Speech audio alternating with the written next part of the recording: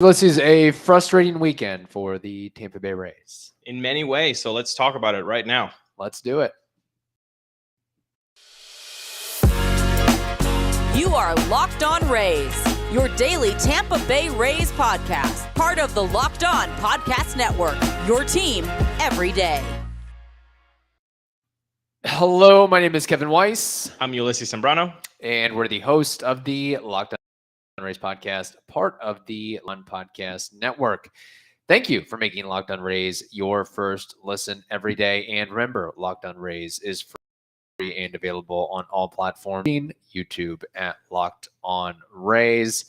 Today's episode is brought to you by Bet Online. Bet Online has you covered this season with more props and lines than ever before. Bet Online, it is where the game starts.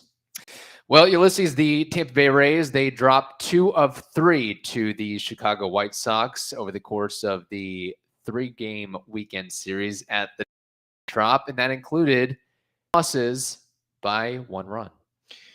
Yeah, frustrating, especially when you make a comeback like on Sunday to push through. It shows resiliency by the team, ultimately falling a little bit short. But yeah, these kind of losses are definitely more frustrating than the 10-run ones that we hate. The 1-runner losses really will bite you in the end at the end of the season. Yeah, I was honestly more frustrated by the loss on Saturday as opposed to Sunday. I thought Sunday was sort of a lost cause. So I sort of give credit to the Rays for coming back and battling and not really turning that game into a clunker after Ryan Yarbrough fails to get out of 2 innings. On Saturday, that was a wasted 7-inning ball game by Rasmussen. The Rays were up by 2. They were up 2-0 in the 6th, and they blow it.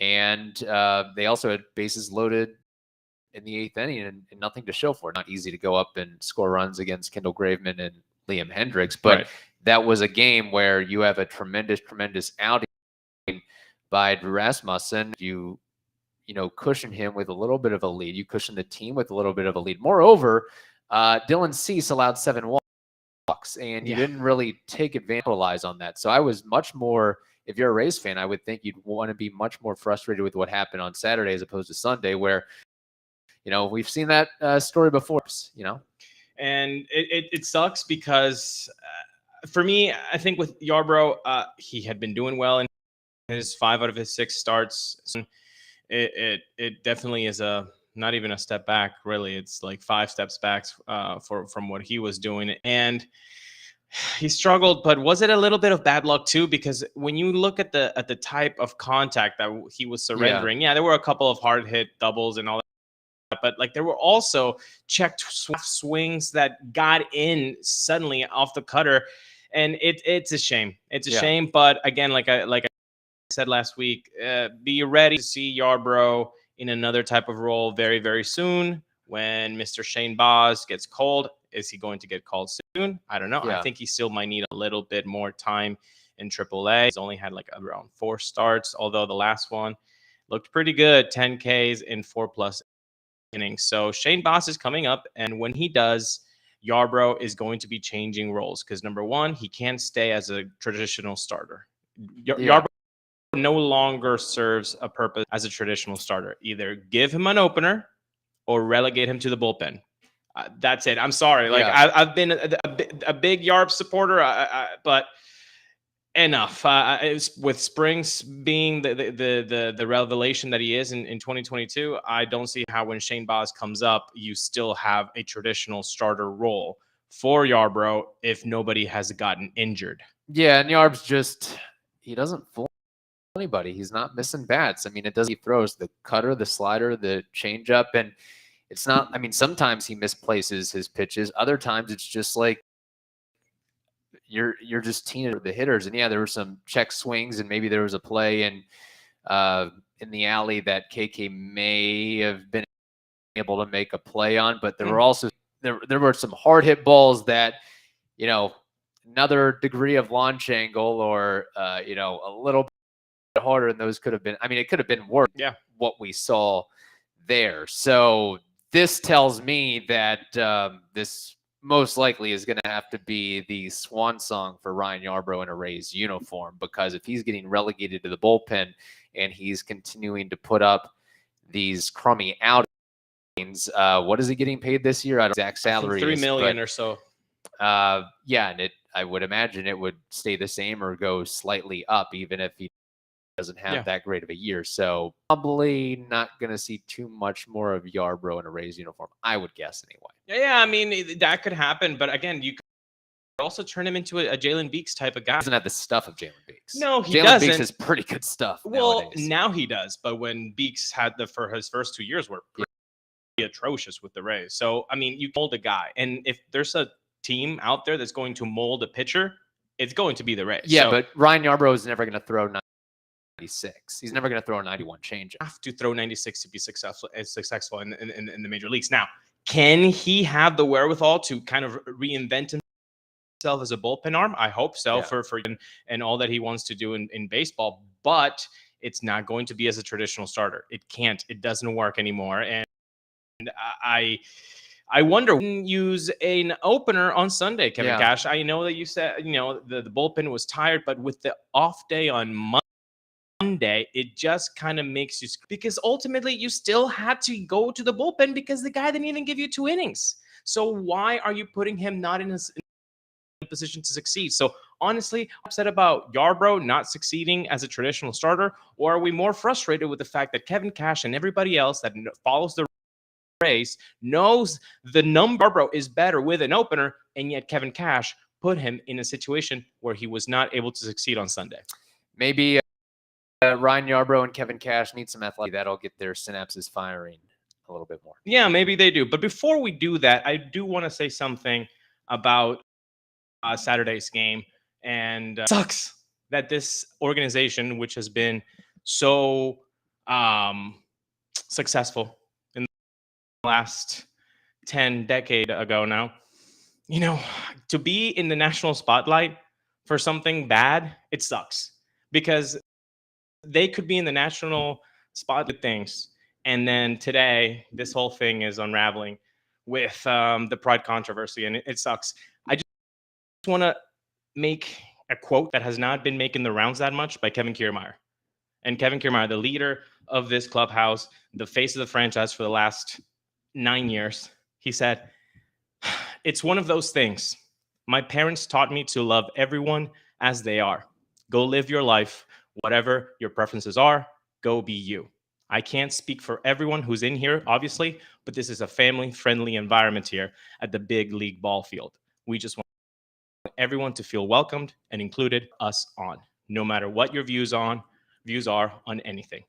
So I agree with Kevin Kiermaier. I agree with your boy from Indiana and your namesake. It sucks that 5 players are getting the spotlight when there were 30-plus uniform coaches and staff and players, doing the right thing. And then the spotlight is on these 5 guys. That's all I'll say, because it's just very, very frustrating. So before we move on to more baseball talk, because this is a baseball podcast and we want to entertain you guys, we want to tell you about Athletic Greens. First of all, it's the single best thing for your body in under 60 seconds. So what is Athletic Greens? Well, with one delicious scoop of Athletic Greens in a cup of water, you're absorbing 75 vitamins, minerals, whole food source superfoods, probiotics, and adaptogens to help you start your day right. This special blend supports your gut health system, your immune system, your energy. That is it. No need for a million different pills and supplements to look out for your health, recovery, focus, and all of those things. So to make it easy, Athletic Greens is going to give you a free 1-year supply of immune-supporting vitamin D and 5 free travel packages. All you have to do is visit athleticgreens.com/MLB Network. Again, that is athleticgreens.com/MLB Network. Ownership over your health and pick up the ultimate daily nutritional insurance. All right. You brought it up. I do want to get your take on this. What do you make of what Jason Adams, Jalen Beeks, Brooks Raley, Jeffrey Springs, and Ryan Thompson do? Their personal choice. Well, I don't know why the if any other team has what the Rays did, which is like an option. That seemed odd.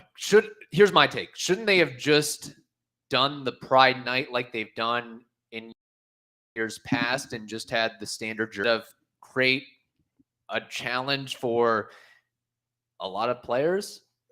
Or you just wear a hat, nothing happens. All right. It's not changing anything who I am. I'm just showing solidarity. And I feel like, why are these 5 players like when 30 or plus uniformed coaches, staff, players did the right thing? I don't understand that. Did these guys do the wrong thing? They didn't definitely do what you would expect somebody to show love to somebody else, to show support for something. And what I hate the most, Kevin, what I hate the most about the situation is that these guys used religion to back up their claim, because can cut off my you-know-what and bet you that those 5 guys have not gotten taught by nuns. Since 5 years old until I was 14, I was in Catholic school. I want to get these 5 guys have gotten taught by nuns. No, they have not. No, they have not. And what I was taught by people who have dedicated their life to to a religion is to love, to be compassionate, to be respectful, to be inclusive. And that's what I hate about their excuse. As it's mutually exclusive, that if you believe in Jesus and his teachings, then you can't support somebody for who they are. That's what I don't like about them. Use religion as a reason for not being supportive. That's what I don't like. So I take it you're not. Are you going to be rooting for these guys going forward? Are you going to sweep it under the rug, or are you always going to think about them in this light going forward? I'm not going to hold this again. I think that would be ridiculous. I think it would be ridiculous to like hope that they do badly or anything like that. And now we know, and I think there's more than 5 players that probably feel this way, but these were the 5 that chose to do this. And I can tell you that it would be ridiculous. It would be ridiculous to think that those 5 guys have never been in a locker room, maybe even right now, who is gay. Oh, for sure. Yeah. So because like this is America. We're not another country where the leaders of countries go like, well, there is not a homosexual country. Like, no, we're not those people. We're better than that. We know who we are as a people. And the fact of the matter is, there are players out there. There is possibly so many gay Hall of Famers that we've rooted for, that, and it doesn't matter. And so, like the fact that these guys couldn't wear a simple freaking patch to just show support, to just show solidarity, and then use to hide themselves behind that, I don't like that at all. What if they legitimately believe that, though? That their undying faith is that's what they believe. That they can't show solidarity by wearing a patch. That's what they believe. Some of these guys come from very evangelical backgrounds. Well, then we can just scratch it to ignorance, hopefully, that they have not, been in a room with people that are from diverse religions, and they have been in a bubble where everybody thinks the same thing as they do. And hopefully this chapter in their lives can kind of open up channels of conversation with people that come from different backgrounds. That's what we hope. That's what I hope. Well, I will tell you this. The good thing about this day and age is the news cycle is very quick, and we'll be talking about something else within the next 12 to 24 hours. So while TMZ and all the websites have a hold of this and it's become a big story, and I think personally that the Rays kind of held these guys out to dry, but it is what it is. I'm not going to speak further on that. I will say that, again, news cycle being the way it is, there'll be some other controversy to address going forward. And I think come October, hopefully we'll be talking about Jason Adams, Jalen Beeks, Brooks Raley, Jeffrey Springs, and Ryan Thompson for their performance on the field and they believe in necessarily. So, all right, BetOnline.net is your number one source for all your betting stats and sports info. You can find all the latest sports developments, news, and odds, including this year's basketball championship matchup, the NHL Hockey Conference Finals, Major League Baseball, and of course, all the latest fighting news from MMA and UFC to boxing. BetOnline, it is your continued source for all your sport wagering info, including live betting, esports, and more. So head over to the website today or use your mobile device to learn more about the trends and action. BetOnline, it is where the game starts. All right, Ulises, we've tried to make this pretty clear over the years that we like to talk about what's on the field and focus more on that instead of get into social discussion. Sometimes we do. Sometimes we try to just talk about it for a little bit and then eventually go back to baseball discussion because that's what people came here for at the end of the day. So you put out something on Twitter. I'm going to let you clear the air with that. Well, there was a Twitter poll that I put out, I think, 40 hours ago or so. Basically, giving 4 names, 4 of the rookies. We know them all, right? Bruján, Josh Lowe, Isaac Paredes, and I'm missing a name. Taylor Walls. There we go. Those 4 guys. How could we forget? Taylor Walls. So those 4 rookies that the Rays are getting, Rays fandom is getting to see plenty of in 2022. Only one of them, if only one of them can have some sustainability in MLB, who would it be? Now, again, the options are Vidal Bruján, Josh Lowe, Isaac Paredes, and Taylor Walls. Now, Kevin, did you get a chance to vote for this poll? I believe I did, and I chose Isaac Paredes. We chose the same guy then. Yeah. And it's because by a long shot, he's been showing actually looks pretty confident. He even looked so confident. I think it was on Saturday's game or maybe even Friday. He had a walk, but even before the pitch was even caught by the catcher, he was already taken off the elbow pad. He flipped the bat. I was talking about that last week. He's showing good body language. He's showing confidence out there. And I know that might seem like a boomer take. That might seem like a scout from Moneyball, the Moneyball movie where he goes, "Oh, that guy has no confidence because his girlfriend is ugly or whatever." Right. But the fact of the matter is, body language matters on the field, and Isaac Paredes is showing how good he feels right now. Now, the poll results are as followed: Vidal Bruján 9%, Josh Lowe 33%, Isaac Paredes 50%, Taylor Walls 8%. Now, are you in any way, shape, or form, unhappy or surprised by the results of the poll?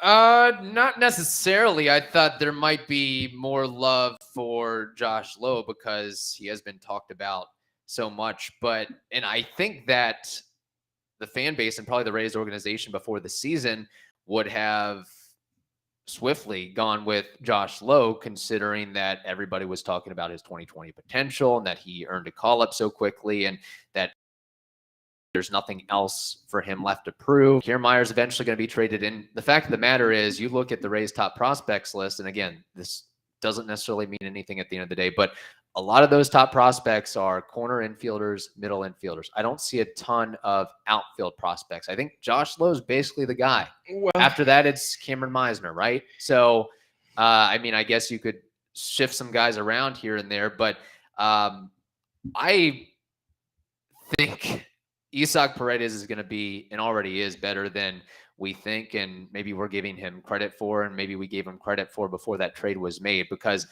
again, we can talk about it being a salary dump of trading Austin Meadows, but clearly the Rays, they wanted to get something back in return. And while Paredes didn't necessarily have the highest profile of other players out there, let's consider he never hit more than 15 home runs in a minor league season. And this year he has turned a corner one way or the other. He's already got 4 home runs and 64 at-bats at the big league level.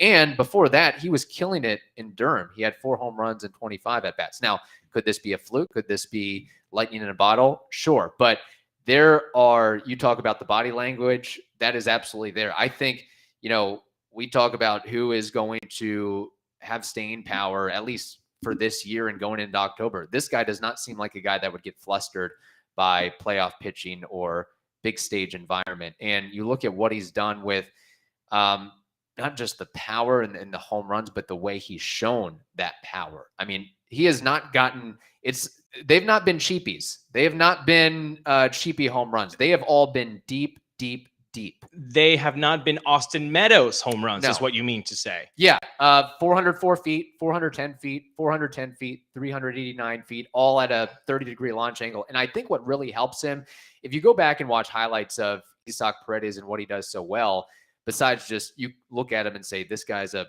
brick blank house, you know what I mean? And just the big forearms and the shoulders, like he is a strong, well-built dude that, plays good enough defense, I think, to get by, but his open stance really allows him to get around and turn pitches on the inner half, down and in. He stands at the edge of the box. He's got that intimidating presence about him. You throw him anything inside, up or down, breaking ball, fastball, he'll get to it and send it for a ride. He's an extreme pull happy hitter, and he knows what his strength is, and he's shown that so far this season for the Rays. He could be the Yandi Diaz replacement. Yeah, with more power, maybe. I mean, more power and less on-base percentage. Yeah. You would be trading that off, but that's okay. I mean, again, very strong arm from Isaac Paredes. Smooth hand so far. Again, I agree with the voters. This guy does seem like, again, short sample size, small sample size. It's been only 64 at bats, like you said, but they've been better 64 at bats than the 70 or so from Vidal. They've been better than the 70 or so from Josh Lowe, and they've been better than the 80 or so than Taylor Walls. So what are we talking about here? Right now, he looks like the best rookie. And let's be honest, we've always been anti-prospect huggers in this podcast, and I don't think that's going to change. And the fact of the matter is, all of those four guys, what are the chances? What are the probabilities that all of those four guys have sustainable success in MLB? Like 1%. So exactly. So only one or two are going to be actual names that most MLB fans are going to recognize, or let's say not even most MLB fans, but let's say most of Rays fan is going to remember after they're long gone. It looks right now like Isaac Paredes has the edge, and I mentioned Yandi Diaz. Yandi Diaz is going to get expensive, people. And it sucks because I love what Yandi Diaz can bring to the table, can bring to the lineup as a clubhouse leader, as a clubhouse guy, but also during the lineup, it's just a change of pace, this versatility between third and first. But if he keeps getting expensive, which of course he is, somebody needs to take that mantle. Is that going to be Isaac Paredes? It could be if he keeps hitting the ball like he is. Certainly. And if you were to rank these guys 1 to 4 in terms of career trajectory, number 1 has the best career, 2 next, 3rd next, 4th next. How would you rank them today? Oh, that's tough. I don't think the poll is very far off, honestly, to be quite honest. All right. I mean, Taylor Walls, I think that the glove plays, but we haven't really seen the bat put it together more than for 6 games. I mean, he had a good 6-game span where you're like, oh man, is he really turning it around? Yeah. And then it went back to, he found petroleum again. And Vidal Bruján is living, deep within petroleum. Right. So he fielded shortstop, or was playing the shortstop traditional position pretty well over the weekend. So. Yeah, he's made some sweet plays. But I think the glove plays for both Vidal and Taylor. Yeah. Now, Josh, we're not talking about him right now because although he might have the highest floor because of his athletic ability and the position that he plays, again, like you've said this before, has he been able to get a hit over a 93-mile-an-hour fastball? No, he whiffs. And honestly, Vidal and Taylor don't do that either. They whiff on the 93. And I think Taylor Walls and probably Vidal Bruján, I think they could stay in the big leagues for a long time, not necessarily as everyday players, but finding a role because of their various skill sets. Josh Lowe has a skill set as well, but just having that, he's in AAA right now. Yeah. So he has to prove that he can at least stay in the big leagues for some sort of standard time. And Yeah. I mean, his numbers in AAA, they're fine. They're okay, but they're not lighting the world on fire. He's batting .270, 840 OPS, and his strikeout rate is through the roof. There are many guys who have had the skill set of Josh Lowe that get a cup of coffee in the big league and don't do much else. So yes, it's nice to salivate at the potential, the power, the speed, the defense, the athleticism. But Kevin, there are better players than Josh Lowe who have never gotten a cup of coffee in the major league. So again, that's why I think it's ridiculous when so many people on social media are just like prospect hugging, like, oh, we can't let go of this guy. Oh, we can't let go of this guy. Look what he's doing here. Look what he's doing there. Like, it doesn't matter. Yeah. It doesn't matter. Like, honestly, at the end of the day, Harold Ramirez is probably going to have a higher career WAR than Josh Lowe. I wouldn't no, because you know what? I've seen what Harold Ramirez can do in Major League Baseball, and it's hit. The guy can wake up and hit. And that is not an easy thing to do. And again, A level, high level, A, double A, triple A, Florida Coast League, I don't care where, Arizona Fall League, it's not the same as the bright lights, even if it's in the biggest and most beautiful warehouse that you'll ever see baseball be played at, which is the Trop. It's not the same. Yeah. It's not the same. And they say right now, at least some baseball experts say that the disparity between AAA pitching and Major League pitching it's never been greater. So you can, again, not calling this guy out per se, Jonathan Aranda killing it in AAA, but just because you're hitting 340 in AAA does not mean you're going to hit 310 in the majors in this day and age and what we've seen so far. But I will say, if you're hitting 340 at AAA for a sustained amount of time, give him a call up. Yeah, give him a shot. Give him a shot. Let's see what he can do. Again, I don't think Taylor Walls, Vidal Bruján, or even Isaac Paredes have cemented themselves in any way, shape, or form. So why do you need to have Vidal Bruján instead of Jonathan Aranda? I mean, again, I know versatility and all that, but like, you can't tell me versatility when there's like literally 5 people right now that can play the outfield. So that's true. I mean, is Vidal Bruján a little bit of surplus? I think so. And if Taylor Walls, oh, you need a shortstop right now with Wander. Okay, but is Isaac okay, serviceable at shortstop? Do you really need that tremendous defense from Taylor Walls if he's not even hitting a ball? Well, if Shane McClanahan started, you don't need to worry about his playing in the field. There you go. We got some comments here on this poll question. Greeny Rays Up says, who has the potential to make the biggest impact in October? That's who needs to get the most playing time and try to get them adjusted by then. In my opinion, it's Josh Lowe or Bruján. Choose Bruján for his versatility. I'll say this. No, I think it's Isaac Paredes. I mean, Lowe and Bruján haven't been able to show it in April, May, or June. Paredes is showing it right now. And he seems like a guy that is, again, eye test, confident enough to handle that. So also chip on the shoulder. He just got traded, man. Yeah, he wants to he show never off. really got a true legit shot in Detroit. It's not like, he was playing for the Dodgers or something where, it's tough to find a roster. They just never gave him the true opportunity, sort of maybe like Randy Rosarino with the Cardinals. So, and then this comment from Caleb, Team Tampa Bay, he says, I think Lowe has the highest floor. That's very possible, but that does not mean he's going to be the most impactful or best big leaguer 10, 15, 20 years from now. All right. Thank you for making the Locked On Rays podcast your very first every day. Now make your second listen the Locked On MLB podcast. That is also free and available on all platforms. Hope you all have a wonderful day, and we will talk to you tomorrow.